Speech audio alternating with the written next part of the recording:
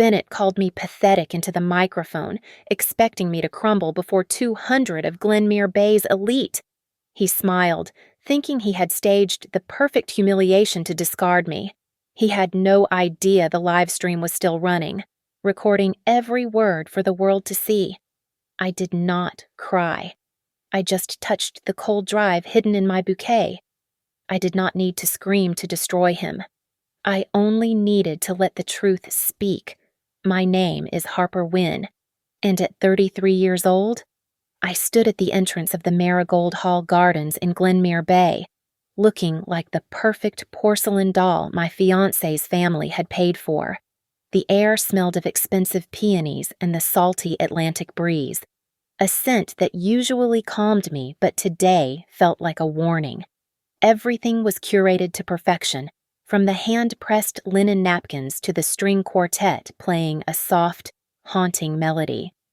It was the quintessential old money wedding, designed to signal to the world that the Caldwell Empire was stable, traditional, and thriving.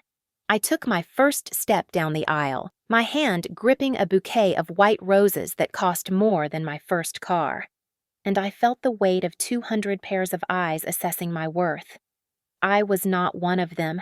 I was the Irish-American girl from the wrong side of the bay who worked in risk compliance, the one who read fine print for a living. I walked toward Bennett Caldwell, who stood beneath the floral arch in a custom navy suit. He looked handsome, in that soft, pliable way that had always made me feel safe. He smiled at me, but the smile did not reach his eyes. It stopped at his mouth, fixed and rigid, like a mask he was afraid to drop. When the officiant began to speak, the silence in the garden was absolute. Then, Bennett moved. He did not reach for my hand. He reached for the microphone. He pulled it from the stand with a sharp screech of feedback that made the guests flinch. Bennett looked out at the rows of investors and socialites, avoiding my gaze entirely. He let out a shaky breath, a performance of distress that I recognized immediately from his rehearsals in front of the mirror, though I had not known then what he was practicing for. I can't do this," Bennett stammered, his voice amplified across the lawn. "I can't marry you, Harper." A ripple of shock went through the crowd. Phones that had been lowered were suddenly raised, lenses pointing like weapons. Bennett turned to me then, his face twisting into a sneer that felt entirely foreign. "Because you are pathetic. God, you're just so needy, always clinging to me, always controlling every little thing. You stand there in silence, calculating, like you're waiting to trap me.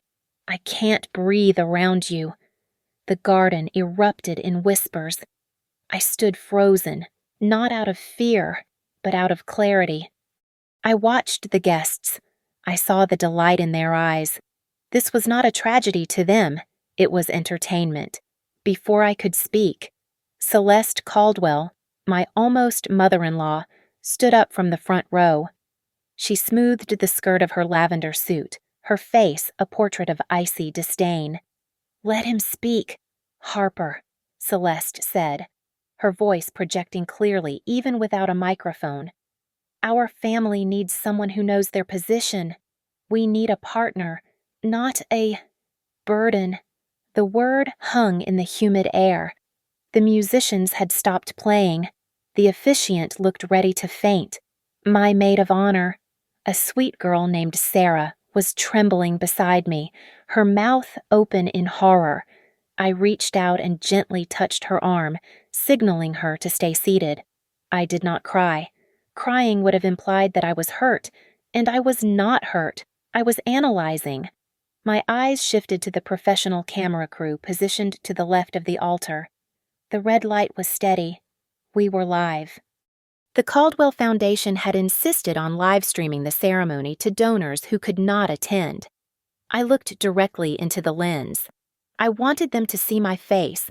I wanted them to see that my mascara was not running, that my hands were not shaking. "Okay," I said, my voice low but captured perfectly by the microphone Bennett was still clutching. "Keep it public." I turned around, I did not run. I walked back down the aisle with the same measured pace I had used to enter. I kept my head high, ignoring the gasps and the flashes of cameras. I walked past the rows of stunned faces, past the whispers, and straight out of the garden. I entered the bridal suite and closed the heavy oak door. The silence was instant and heavy. I walked to the marble vanity and looked at myself in the mirror. I looked exactly the same as I had 10 minutes ago, but the woman staring back at me was different. I pulled the diamond engagement ring from my finger. It felt heavy, a cold shackle I had worn for 18 months. I placed it on the vanity table with a soft click, treating it like a defective piece of equipment. I picked up my phone. The live stream was still running on the screen, showing the chaos I had left behind. Bennett was being comforted by his mother, playing the victim with practiced ease. Then, my phone buzzed in my hand. A text message from a blocked number. "If you stay silent today, we will resolve your employment situation. Don't think you are safe just because you walked away." I stared at the screen. They thought this was the end. They thought they had broken me. I unlocked my phone and opened the secure folder I had named simply Insurance. Bennett had wanted a show. I was about to give him a season finale. 2 years ago, I met Bennett at the Winter Solstice Gala. The narrative the Caldwells liked to spin was that I was a fortunate, struggling artist they had graciously plucked from obscurity. The reality was much colder. I was there representing the Stonebridge Ethics Bureau. I am a senior risk and compliance strategist. My job is not romantic, it is forensic. I audit the reputational risks of charities, hospitals, and museums. I read contracts like other people read personality profiles, looking for the clauses that hide the rot. When Bennett approached me that night, offering me a glass of champagne with a shy smile, I did not see a prince. I saw a man who looked relieved to talk to someone who did not know his last name meant money. The Caldwells never asked about my work. To them, my career was a temporary inconvenience until I provided them with an heir. Sunday dinners at their estate were exercises in erasure. Celeste would look right through me, turning to Bennett to ask questions that made my skin crawl. Has she scheduled the appointments with Dr. Halloway? Yet Celeste would ask, cutting her steak with surgical precision. We need to ensure the timeline is efficient. They did not care about my mind, they cared about my utility. When I told them my father was a retired union foreman, the table went silent for 10 seconds. Celeste dabbed her mouth with a linen napkin and smiled thinly. "How quaint," she said. "Honest labor is so rare these days." She meant it as an insult. I filed it away as data. Bennett was different when we were alone in our apartment. He was gentle, funny, and he listened. But the moment we crossed the threshold of the Caldwell estate, he shrank. He became a terrified boy, desperate for approval. He lived in constant fear of being cut from the Caldwell circle, the financial lifeline that funded his lifestyle. He would squeeze my hand under the table until it hurt, his palm sweating, terrified that I would say something to upset the delicate balance of his mother's mood. I learned to be silent. The Caldwells mistook my silence for submission. They thought I was weak, a quiet little mouse they could mold into a trophy. They were wrong. My silence was not surrender. It was observation. I was working. I observed who lied about their investments. I noted which board members Celeste spoke to with a tight jaw and which ones she fawned over. I cataloged who owed favors to whom. I watched Celeste weaponize polite society. She never screamed, she simply rearranged seating charts. If you were in favor, you sat near the host. If you were out, you were placed next to the kitchen doors or simply erased from the guest list entirely. She controlled her world by deciding who existed within it. I discovered the true reason for the scale of our wedding 3 months ago. It was late, and Bennett had consumed too much scotch. He confessed that the pressure to make the wedding a spectacle was not about celebration. The Caldwell Foundation was bidding for a massive grant that required a squeaky clean image of family values and community stability. A bachelor son with a history of instability was a liability. A married son, settling down with a respectable, quiet wife, was an asset worth $5 million. "We need this." "Harper," Bennett had whispered, his eyes pleading. "Mother says it's for the greater good. We just need to look perfect for a little while. I should have left then. But I stayed because I had a principle that guided my entire career at Stonebridge: never cover unethical behavior. I wanted to see how far they would go. I wanted to audit the Caldwell family from the inside. They thought I was a prop in their stage play, a quiet extra to fill the background. But they forgot that the person who checks the compliance forms is the most dangerous person in the room. I had swallowed every insult and every polite dismissal. I kept my vow. I never covered for them. I just waited for the evidence to mature. I sat in the silence of the bridal suite, the air still thick with the scent of hairspray and expensive perfume. On my phone screen, Bennett's face was frozen in a pixelated sneer. I scrubbed the video back 3 seconds. I watched his lips form the word pathetic again. I did not watch it to hurt myself. I watched it to ensure the audio was clear. The microphone had picked up everything, including the gasp of the crowd and the distinct, sharp laugh of his mother. I tapped the download button and saved the file to 3 separate cloud drives. This was not about heartbreak anymore. This was evidence preservation. A notification slid down the top of my screen. It was an email from the Caldwell family's legal counsel, a man named Arthur Vance who cost $800 an hour. The subject line read, "Urgent Settlement and Non-Disclosure Agreement." I opened the attachment. It was a masterpiece of legal bullying. They wanted me to sign an NDA that would forbid me from discussing the wedding, the relationship, or the Caldwell family business in perpetuity. But the second attachment was the real weapon. It was a pre-written public statement they wanted me to release on my own social media channels. It claimed that I had been suffering from severe emotional distress and paranoid episodes leading up to the wedding, and that Bennett had acted out of concern for my mental well-being. I set the phone down on the velvet vanity stool. The picture was complete. Bennett had not just snapped under pressure. This was a calculated demolition. They knew the livestream was on. They needed a scandal to distract from whatever financial mess they were hiding, but they needed to control the narrative. If I was the crazy ex-fiancé, anything I said later about their finances would be dismissed as the rantings of a scorned, unstable woman. They needed a scapegoat, and they had spent 18 months grooming me for the role. I dialed Jules Hartman. Jules was not a family friend. She was a shark I had met during a compliance audit at a pharmaceutical company 5 years ago. She answered on the second ring. "Harper," Jules said, her voice clipped and devoid of pity. "I saw the live stream. I am assuming you have not signed anything yet." "I haven't," I said, putting the phone on speaker as I opened my laptop. "Arthur Vance just sent over a confession he wants me to sign. They are trying to frame this as a mental health crisis. Jules, I need to kill this narrative before it breathes." "Do you want to go scorched earth?" Jules asked. "Because I can draft a defamation suit by morning."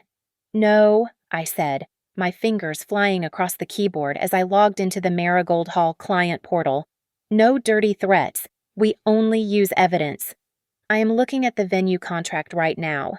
I scrolled through the 40-page document. Marigold Hall had strict policies about conduct. I found Section 14, Paragraph B, reputational liability. It stated that any party causing public scandal or distress on the premises that resulted in negative media attention for the venue would be subject to a fine and immediate forfeiture of the security deposit. But that was not what caught my eye. I looked at the signature at the bottom of the contract. It was not Bennett's signature. It was not even Celeste's. The contract was signed by an entity called Larkspur Holdings. My breath hitched. I knew that name. 3 years ago, during a routine audit of a regional charity that Celeste chaired. I had flagged a series of invoices paid to a consulting firm called Larkspur Holdings. The invoices were vague, listing services like strategic alignment and visionary consulting. The tax ID number on the wedding contract matched the one in my memory. "Jules," I said, my voice dropping an octave. Bennett didn't sign the venue contract.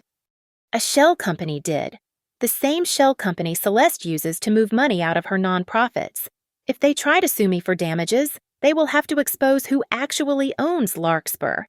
"That gives us leverage," Jules said, the sound of typing clicking in the background. "But we need to prove the humiliation was premeditated to lock in the malice argument." "On it," I said. I hung up and called Marcus, an old friend who worked in crisis PR for political campaigns. "Marcus," I said the moment he picked up, "how long ago did the Caldwells pitch the breakup story?" Marcus sighed. "Harper, I was going to call you. They shopped the story to the Glenmere Gazette and 2 gossip blogs on Tuesday. The narrative packet included key talking points. The specific words were unstable, controlling, and pathetic. They embargoed it until the ceremony started. Tuesday. Bennett had kissed me on Tuesday night and told me he couldn't wait to see me in white. "Thank you, Marcus," I said. I hung up. The anger finally settled in my chest, cold and heavy like a stone.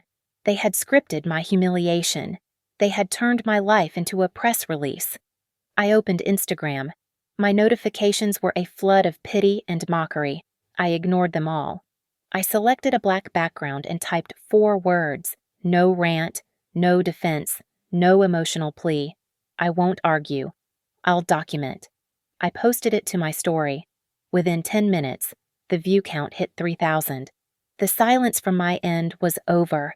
The audit had begun. I did not leave the hotel room. I converted the small desk in the corner into a command center. I had my laptop open to a spreadsheet, my phone charged, and a glass of water that I had not touched. My tears were dry. My voice was steady. It was time to work. At 2 in the afternoon, I made the first call. It was to the board of directors at the Glenmere Cultural Vault. Celeste was currently serving as the honorary chair for their upcoming Inclusive Families fundraising campaign. It was a role she cherished because it put her photo in the society pages every Sunday. Mrs. Vanderhoven answered on the 3rd ring. She was the board president, a woman who valued decorum above breathing. "Mrs. Vanderhoven, this is Harper Wynne," I said, my tone professional and detached. "I am calling as a courtesy. I know the museum is preparing to launch the press packet for the Inclusive Families Gala next week." "Harper." She sounded confused, likely having heard rumors but not the full story. "My dear, I heard there was a disruption today. Is everything all right?" "The wedding has been terminated," I said.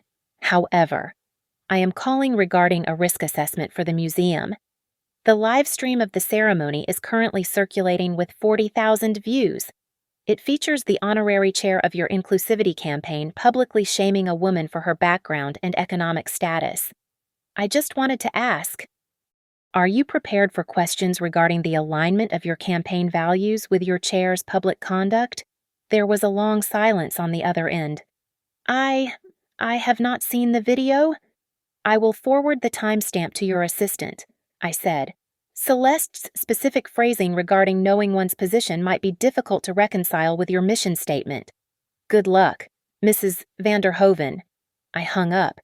I did not wait for a reply. I highlighted the row in my spreadsheet and moved to the next contact. The second call was to the Director of Grants at the Sovereign Trust, the major financial backer for the Caldwell Foundation. They were currently reviewing a $5 million dispersal based on the Caldwell's presentation of community stability. "Mr. Henderson," I said when he answered, "this is Harper Wynne. I am speaking to you today in my capacity as a compliance professional, not as a private citizen." "Harper, I am in a meeting," Henderson said, his voice impatient. "Well, this concerns the due diligence phase of the Caldwell grant."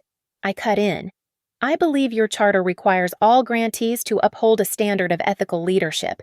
I am sending you a link to a video that demonstrates a significant lapse in that standard by the Foundation's leadership.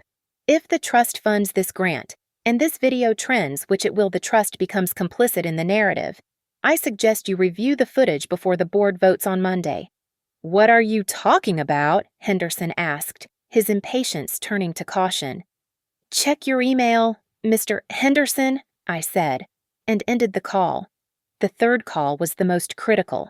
It was to the Dunlay Club. The Caldwells practically lived there. It was their living room, their boardroom, and their stage. I asked for Julian Thorpe, the club president. "Harper," Julian said. He sounded tired.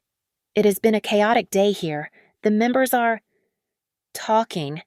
"I am sure they are," I said. "Julian, I am looking at the club's bylaws regarding member conduct towards guests. Specifically, the section on harassment and creating a hostile environment." "Harper, it was a private family dispute," Julian said, though his voice lacked conviction. "It was a public event hosted by members," I corrected him. "And the woman who was verbally assaulted was a guest. But that is not why I am calling. I am calling because I know how strict the club is about liability." "What do you want?" Julian asked. "I want to know if the club is going to sanction Celeste Caldwell for violating the code of conduct," I said. Julian paused. Then, his voice dropped to a whisper. "Harper, you know how she is. We have had complaints, many of them, from staff, from other members, but she is a Caldwell. We never had a valid reason to open a formal file. It was always he said, she said." "It is not he said, she said anymore," I said. "I am sending you 2 links. One is the full live stream. The second is a clipped segment where she tells me to know my position. It is aggressive, it is classist, and it is on tape. That is your valid reason. Julian, if I open a review?" Julian started, then stopped. "If I open a review, her membership is suspended pending the investigation. That is the rule." "Then follow the rule," I said. I hung up and sent the links. My final call was to Rowan Pike, an investigative journalist for the Bay Chronicle. He had been trying to get an interview with me for an hour. I answered on the first ring. "I am not giving you a sob story about a breakup," I said before he could say hello. "Then why are you calling?" Rowan asked. "Because the story isn't about the wedding," I said. "It is about a charitable foundation using a fraudulent family image to secure corporate funding while masking internal instability. I am not a source for gossip, Rowan. I am a source for governance. Do you want the tip, or should I call the Times?" "I'm listening," Rowan said.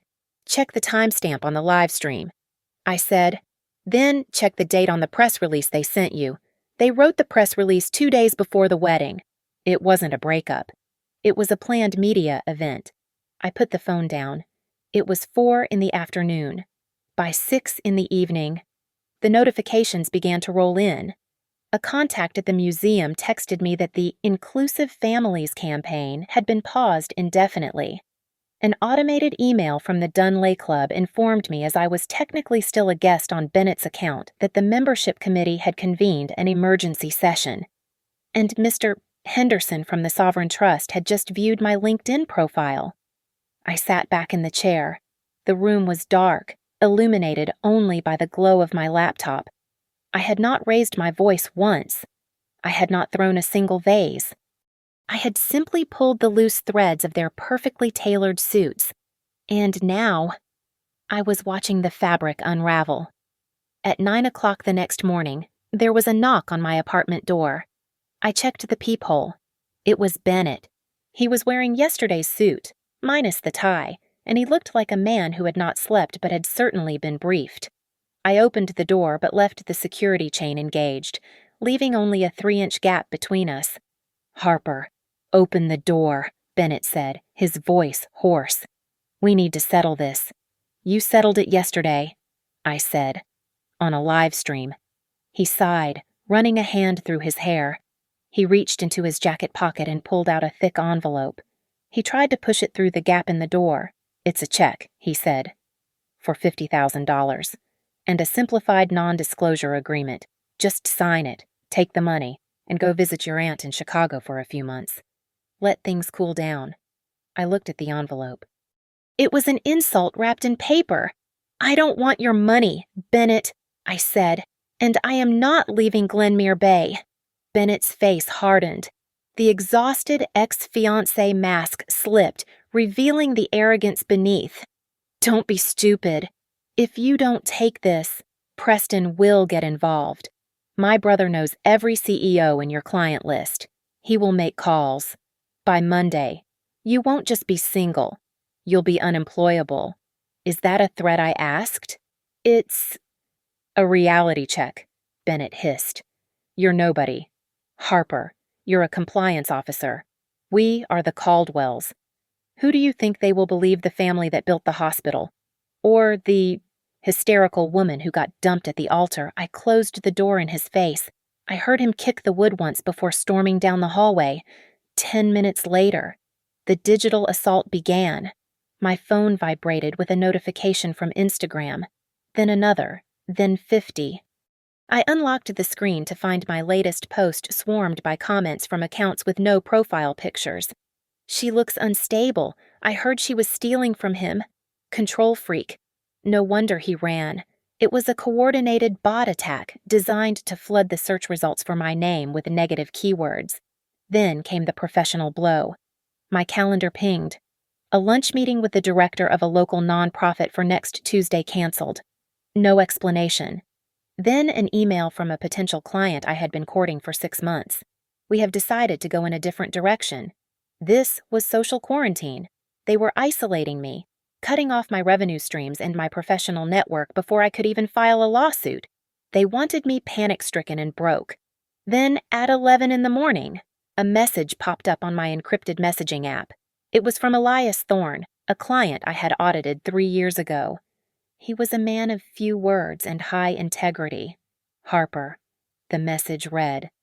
I just received a very strange email from an anonymous source. It's a dossier on you. It claims you falsified risk reports in 2022, but the dates don't match the project timeline we worked on. It looks like a hack job. My pulse quickened. They had overplayed their hand. They were not just smearing my character, they were fabricating professional misconduct. That was libel. Send it to me, Elias, I typed back. The file arrived seconds later. It was a sloppy PDF, clearly thrown together in a rush. I did not look at the lies. I looked at the metadata. I opened the file properties. The author was not listed as Preston Caldwell. It was listed as user admin Larkspur.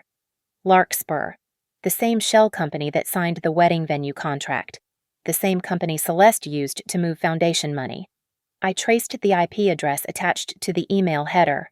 It led back to a boutique firm called Shadow Onyx Reputation Management, a black PR firm known for cleaning up messes for the city's elite. I did not scream. I did not cry.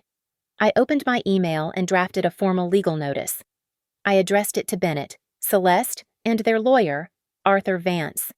To the Caldwell family, I am in possession of a fabricated dossier currently being circulated to my professional network. I have traced the metadata to Larkspur Holdings and Shadow Onyx Reputation Management. This constitutes tortious interference and organized defamation. Effective immediately. All communication must be in writing. Any further attempts to contact my clients or damage my professional standing will be added to the evidence file for the civil suit I am preparing. I suggest you tell your reputation management firm to stop typing. Regards, Harper Wynne. I hit send. I had set the transparency trap. Now, every threat they made, every lie they told, would not be a weapon against me. It would be a line item in their indictment. I leaned back in my chair. The quarantine was over. The war had begun. My phone rang at 3 o'clock in the afternoon. The caller ID displayed a name that made me freeze. It was Tessa Lang. Tessa was Celeste Caldwell's shadow, the woman who organized the charity luncheons and nodded in agreement whenever Celeste offered a critique. I assumed she was calling to deliver another threat or perhaps to officially ban me from the upcoming flower show. Don't hang up, Tessa whispered, her voice trembling. Please. I am in the parking lot of the library. Can you meet me 10 minutes? Don't tell anyone. I found her sitting in her silver Mercedes, wearing large sunglasses despite the overcast sky. When I slid into the passenger seat, she flinched. She looked terrified. They are going to destroy you. Harper, Tessa said, gripping the steering wheel. I can't watch it happen again. If you are here to deliver a message from Celeste, you can save it. I said, no. Tessa shook her head rapidly. It's not a message. It's a warning. You think Bennett just got cold feet? You think he snapped under pressure? She reached into her designer handbag and pulled out a crumpled piece of paper. It was a photocopy of a page from the wedding planner's binder. My eyes scanned the handwriting. It was a run-of-show document, detailing the timing of the music, the procession, and the vows. But at the bottom, in red ink, Celeste's preferred color, there was a note. Cue interruption at 13 minutes. Trigger phrase, pathetic. Objective must go viral to overshadow the quarterly report release. I felt a cold shiver run down my spine. It was not a breakup. It was a production. They rehearsed it, Tessa said, a tear slipping out from under her sunglasses. Last Sunday, in the drawing room, Celeste told him to emphasize the word pathetic. She said it tests well with the demographic that hates gold diggers. I stared at the paper. They had choreographed my heartbreak to manipulate an algorithm. Why are you telling me this? Tessa, I asked. Because it's not just the wedding, she said, her voice dropping to a hush. I handle the books for the silent auction. I saw a transfer last week, $200,000 from the Community Grant Fund. It was supposed to go to the shelter downtown. Instead, it went to consulting fees. Larkspur Strategies, I guessed. Tessa looked at me, stunned. How did you know I have seen the name? I said, I pulled out my phone and ran a search I should have run days ago. I looked up the corporate registration for Larkspur Strategies again. I dug deeper into the registered agent. The name was a lawyer in Delaware, but the contact email linked back to a server hosting domain. With a few more clicks, I found the alumni newsletter for Bennett's brother, Preston. There, in a photo from 10 years ago, stood Preston with his arm around a man named Davis Lark. The pieces slammed together. Larkspur was not just a shell company. It was Preston's piggy bank. They were siphoning charitable donations into a private consulting firm run by Preston's college roommate to hide debt or fund their lifestyle. And they used my wedding scandal to bury the news cycle right before the quarterly review. This was not just cruelty. It was embezzlement. Thank you, Tessa, I said. I dialed Rowan Pike immediately. Rowan, I said when he answered, forget the wedding. Forget the ex-fiancé drama. I need you to look at the tax filings for the Caldwell Foundation for 2023 and cross-reference them with a vendor named Larkspur Strategies. Governance, Rowan asked, his tone shifting from gossip columnist to investigative reporter. Fraud, I corrected. Preston Caldwell is using donor money to pay for a company that doesn't exist, and they staged a viral wedding breakup to keep the board from looking at the books. I hung up and looked at Tessa. She was weeping now, her composure completely shattered. I was you 30 years ago, Tessa sobbed, taking off her sunglasses to reveal swollen eyes. I was the outsider. Celeste broke me until I fit into her box. I became her friend because I was too scared to be her enemy, but when I saw you walk out of that church with your head high, I realized I should have fought back. I reached over and placed a hand on her trembling shoulder. I did not offer her false comfort. I offered her an alliance. You are not broken. Tessa, I said firmly, and we don't repeat the ritual. My phone buzzed against the hardwood table just as I was finishing my coffee. It was Jules. She did not waste time with pleasantries. Harper, listen to me very carefully, Jules said, her voice tight with professional urgency. Preston just filed an ex parte motion in the Superior Court. He is asking for a temporary restraining order and an injunction against the dissemination of proprietary family data. But the kicker is the second motion. He wants a court order to seize your electronic devices. He is claiming you stole trade secrets when you left the relationship. I felt a cold spike of adrenaline. He is trying to take my laptop before I can decrypt the Larkspur files. Exactly, Jules said. I can hold him off for maybe 24 hours. I am filing an opposition based on the reporter's shield law since you are technically acting as a whistleblower. But Harper, you need to be somewhere safe, and you need a bigger shield than I can provide. I have a meeting at 10, I said, checking my watch, with Meredith Ashbourne. There was a pause on the line. The chair of the Ashbourne Civic Fund Harper. If she is on your side, Preston can't touch you. If she isn't, don't sign anything. I arrived at the Ashbourne Tower 15 minutes early. The building was a monolith of steel and glass that made the Caldwell estate look like a dollhouse. Meredith Ashbourne did not keep me waiting.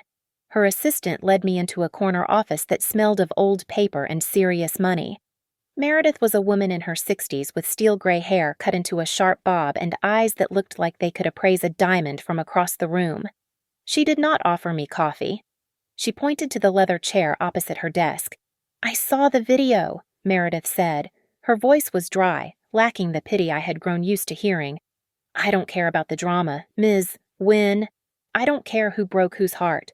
I care about integrity. I appreciate that, I said, sitting down. To you, Meredith slid a thick file folder across the mahogany desk. My board is set to vote on a massive partnership with the Caldwell Foundation for the Riverfront Renewal Project. It is an $8 million investment. Preston Caldwell has been charming my trustees for months. But after yesterday, I have questions. I opened the file. It was the grant application. I flipped past the glossy renderings of parks and community centers and went straight to the compliance section. My eyes scanned the boilerplate text until I stopped at Section 12 Certification of Non-Discrimination and Workplace Inclusion. What do you see? Meredith asked. I tapped the page. This clause here. It requires the grantee and its primary leadership to be free of any active investigations regarding discriminatory conduct or creating a hostile environment. It extends to any venue where they hold official board positions. And Meredith leaned forward. Celeste Caldwell is the vice chair of the Dunley Club, I said. Yesterday, I formally triggered an internal review of her conduct based on the video evidence of her harassing against me based on socioeconomic status. If the club has opened that file, and I know they have, then signing this certification is fraud. They are legally disqualified from receiving your money until the investigation clears. Meredith smiled. It was a terrifyingly small smile. I knew about the club complaints. My husband plays golf there, but I needed someone who knew how to weaponize the bylaws. She pulled a contract from her drawer. I want you to come on as an external ethics advisor for the Ashbourne Civic Fund, Meredith said. Effective immediately. You will audit the Caldwell application. If you find they are non-compliant, you kill the grant. I looked at the contract. If I take this, Preston will sue me for conflict of interest. Let him try, Meredith said, her eyes flashing. If you are my auditor, you are a protected agent of the fund. Any attack on you is an attack on the Ashbourne endowment. Preston might be a bully in Glenmere Bay, but in this city, he is a minnow. I am the shark. Do we have a deal? I picked up the pen. We have a deal. I walked out of the Ashbourne Tower feeling lighter than I had in years. The air outside was crisp. I checked my phone to call Jules and tell her the news. But there was a new notification, a news alert from the Glenmere Gazette, breaking Bennett Caldwell to hold press conference at 5 o'clock. Sources say he will address the mental instability of his former fiancé and ask for privacy. I stood on the sidewalk, the noise of the city washing over me. Bennett was going to go on television and play the sad, heartbroken man dealing with a crazy woman. He was going to use his tears to bury the truth about Larkspur. I gripped my phone. He thought he was controlling the story. He did not realize that by going live, he was just giving me more testimony to impeach. Go ahead, Bennett, I whispered to the screen. Make it public. I received the final piece of the puzzle at 6 in the morning. It was the unredacted invoice from Shadow Onyx Reputation Management, forwarded by my contact inside the firm who had decided that a subpoena was more terrifying than a non-disclosure agreement. The metadata attached to the invoice was damning. It showed that the order to launch the smear campaign against me, specifically requesting the keywords unstable and paranoid, was authorized 3 days before the wedding. I forwarded the file to Jules with a simple note: draft the countersuit, but do not file it yet. I turned my attention to the Larkspur Strategies bank statements Tessa had helped me access through the Foundation's shared server. It was not just consulting fees. It was a pattern. Every month, on the 15th, a transfer of exactly $12,500 left the Foundation and hit the Larkspur account. 2 days later, a check for the exact same amount was cut from Larkspur to a gambling debt consolidation firm in Nevada. This was self-dealing in its purest, clumsiest form. Then came the knife to the heart. Digging through the archived correspondence between Bennett and the wedding planner, I found an email dated 2 weeks ago. The subject line was contingency plan. The body of the email read, "If Harper does not sign the prenup amendment regarding the NDA, we need to go with option B. Make her look crazy at the altar. If she looks unstable, no one will believe her about the money." I stared at the screen. Bennett had not just been weak, he had been a co-conspirator. He was willing to destroy my sanity to protect his brother's theft. I picked up the phone and called Arthur Vance. "Mr. Vance," I said, "you and your clients are going to meet me at the offices of Keller and Wren at 2 o'clock this afternoon. If you decline, my next meeting is with the district attorney. The night before the summit at Keller and Wren, Bennett asked to meet me. He chose a 24-hour diner on the edge of the city, a place with fluorescent lights harsh enough to kill any romance. It was neutral ground. When I walked in, he looked like a ghost of the man I had almost married. His tie was loose, his eyes bloodshot, and his hands were wrapped around a mug of black coffee as if it were the only thing anchoring him to the earth. "They gave me an ultimatum," Bennett said, his voice barely rising above the hum of the refrigerator. "Preston and Mother," they said. "They said I have to release a statement by 8 o'clock tomorrow morning. I have to confirm everything, the instability, the paranoia. If I don't, they are cutting me out of the trust. I will be out of the company. I will have nothing." I sat opposite him, keeping my coat on, and let me guess. "You want me to help you keep your money?" Bennett looked up, his eyes pleading. "Harper, it's just a statement. Just admit you were overwhelmed. Say the wedding stress got to you. If you give them that, they will drop the lawsuit. Preston will back off. We can both walk away." I looked at him, realizing for the first time how small his world truly was. He thought this was about saving face. He did not understand that for me. This was about survival. "Bennett, listen to me," I said, my voice low and steady. "I am a risk and compliance strategist. My entire career is built on my judgment. If I admit to being mentally unstable or paranoid on public record, I lose my license. I lose my security clearance. I become unemployable. You are asking me to kill my future so you can keep your trust fund. I can't lose my family." "Harper," he stammered, tears forming in his eyes. "I don't know how to be anything else."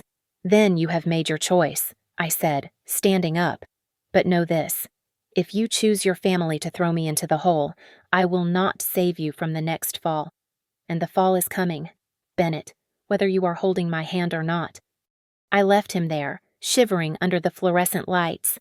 I went home and slept for exactly 4 hours. At 7 in the morning, I was awake, preparing my files for the meeting. I expected a notification about a new press release from Bennett, cementing my destruction. Instead, my inbox pinged with an internal email forwarded by Tessa. It was from Bennett. It was addressed to Preston, Celeste, and the board of directors of the Caldwell Group. To the board. I cannot sign the statement regarding Harper Wynne. It is a lie. I am hereby resigning from my position as Vice President of Operations. Effective immediately. Do not contact me. Bennett. I stared at the screen. It was not a victory lap. It was a surrender. Bennett had not resigned because he wanted to be a hero for me. He resigned because he was too weak to fight me and too exhausted to lie for them anymore. He had simply opted out of the war. The fallout was instantaneous. By 8 o'clock, my phone was buzzing with reports from my network. Celeste was reportedly in a state of panic, calling every board member to claim Bennett was having a breakdown. But Preston went on the offensive. A text message arrived from Preston's personal number. It was not a legal notice. It was a threat. You think you turned him against us? You are going to pay for this. I will sue you for alienation of affection. I will sue you for corporate espionage, and I will spend every dollar I have to make sure you never work in this state again. I did not reply to the text. I did not block him. I simply opened my laptop and drafted a single email. I addressed it to Preston, Arthur Vance, and the Ashbourne legal team. Subject meeting agenda for 2 o'clock. Mr. Caldwell, please find attached the agenda for this afternoon. We will be discussing 2 items, only 1 restructure and compliance. 2 indictment. Bring your checkbook. Harper. I hit send. By noon, the atmosphere in Glenmere Bay had shifted. The whispers at the coffee shops and the country clubs were no longer about the poor bride who was left at the altar. The rumors had mutated. People were asking why Bennett Caldwell had resigned. People were asking why the Ashbourne Civic Fund had frozen their partnership. The narrative was no longer the jilted bride. It was the Caldwell audit. I put on my blazer, checking my reflection in the mirror. I looked tired, but I looked sharp. I was not going to a wedding. I was going to a funeral for their reputation, and I was the one holding the shovel. Preston did not wait for the coffee to be poured before he started shouting. He slammed his hand onto the polished mahogany table, pointing a shaking finger at me. "This is blackmail." Preston spat, his face flushing a deep, ugly red. "You stole proprietary data from a private server. I want a gag order filed immediately. If she releases one word of this to the press, I want her buried under so many lawsuits she will never see the sun again." I did not flinch. I simply arranged my papers in a neat stack. "It is not theft when you are the auditor," I said calmly, "and it is not blackmail when the crimes are real." I nodded to the representative from the Ashbourne Civic Fund, a sharp woman named Elena. She cleared her throat and opened her folder. "We have conducted an independent review based on the tips provided," Elena said, her voice cutting through Preston's bluster like a knife. "We found a series of transfers totaling $300,000 to Larkspur Strategies. We require an immediate explanation for these expenditures, or we will be forced to alert the IRS." Preston scoffed, waving his hand dismissively. "This is ridiculous. This is just a bitter ex-fiancé trying to ruin my brother's wedding because she got dumped. It is a domestic dispute, not a financial crime." "Stop," I said. The single word was quiet, but it made everyone look at me. The wedding was PR. This is governance. I slid 3 documents into the center of the table. The first was the invoice from the black PR firm. The second was the bank transfer record showing the money moving from the charity to the gambling debt agency. The third was the email from Bennett. "Read the email." "Preston," I said. Arthur Vance, their lawyer, picked it up and read it in silence. His face went pale. The email explicitly detailed the plan to frame me as mentally unstable to discredit any future testimony I might give regarding their finances. The room fell into a dead silence. The hum of the air conditioning was the only sound until a chair scraped against the floor. Bennett stood up. He looked terrible, his eyes hollow and dark, but for the first time in 2 years, he looked at his family without fear. "It's true," Bennett said, his voice cracking. "All of it. The breakup. It was a script. I didn't leave her because I didn't love her. I left her because you told me to." He turned to his mother. I called her pathetic because you said it was the only way to save our mask. I broke the only real thing I had to protect a lie. Celeste let out a small, strangled sob. She looked at the evidence on the table, then at her sons. The imperious matriarch was gone. In her place was just a tired, defeated, old woman. She reached for a pen and signed the resignation papers Arthur had prepared as a contingency. "I will resign," Celeste whispered. "From the foundation, from the club, from everything. And I will issue the apologies to the staff. Just make it stop." Preston looked at his mother in horror. "You can't be serious. We can fight this. You have two choices." "Preston," I said, locking eyes with him. "Option A, you repay the $300,000 within 48 hours. You agree to a forensic audit for the next 2 years, and you step down from the board to let independent trustees take over. That saves the staff and the community projects." And option B, Preston sneered. "Option B?" I said, lifting the file containing the Shadow Onyx invoice and the Nevada gambling records. "I walk out of this room, drive 3 blocks to the federal prosecutor's office, and hand them this wire fraud, embezzlement, and conspiracy. You will go to prison, Preston, and Bennett will go down as an accessory." Preston opened his mouth to scream, but he looked at Arthur Vance, who simply shook his head. Preston slumped back in his chair, defeated. The bully had no more air. I stood up. I did not feel a rush of joy.